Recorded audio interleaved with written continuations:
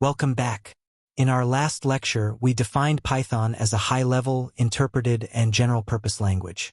Now, let's tackle the most important question for you, the beginner. Why should you choose Python over other programming languages?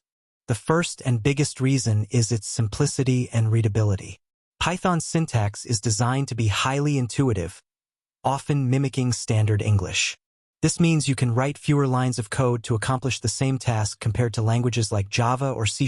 This focus on clear code makes it an excellent first language for anyone getting into programming, and it significantly reduces the time it takes to learn and debug. The second reason is its incredible versatility. As I briefly touched upon, Python's application range is vast. You can use Python for web development with frameworks like Django and Flask, data science and analytics, machine learning and AI, which is currently driving massive demand, automation and scripting for daily tasks, and even simple game development.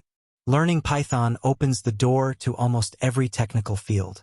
Third, Python boasts a massive and ever-growing ecosystem and community. This means that for almost any problem you want to solve, from drawing a chart to connecting to a database, there's likely a pre-built piece of code called a library or package that you can use. This saves you countless hours of coding from scratch. The community is also very active, providing constant support and documentation.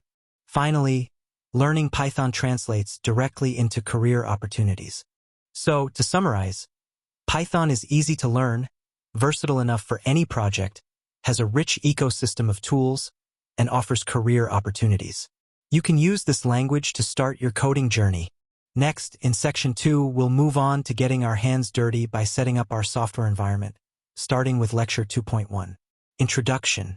See you there.